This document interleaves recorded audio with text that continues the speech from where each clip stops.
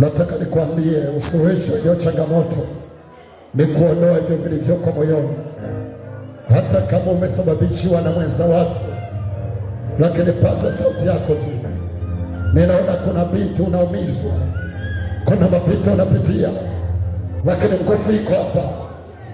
Achia, achia, achia, achia, achia, achia,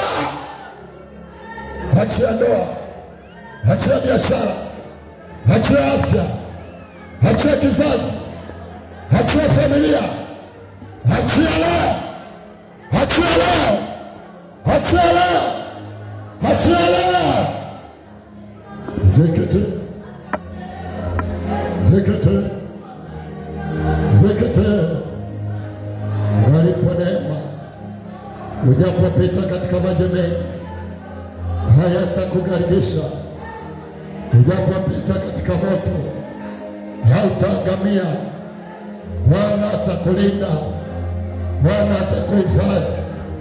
Ninakuombea ukaribu na Bwana, watoto wako wakaribu, ndoa yako ikaribu, familia yako ikaribu, familia yako ikasimamiwa na Bwana.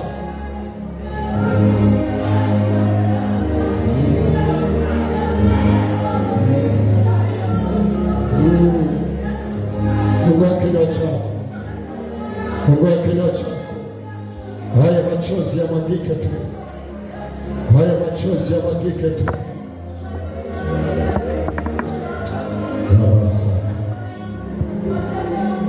Weka mkono wako kifuani, wa kushoto na wa kulia. Inua juu, inua juu. Sema, Bwana Yesu, ninakushukuru kwa ajili yangu na familia yangu. Bwana Yesu, ninasema asante kwa kuninua na kunisaidia.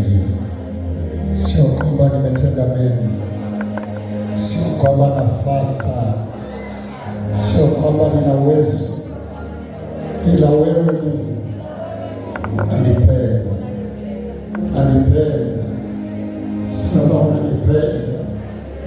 Pale pale nilipokuwa jana, wako wenzangu wamepoteza maisha, gari lile lile nililopanda mimi, wako wenzangu walikufa, wako wenzangu walipata ajali, bodaboda ile ile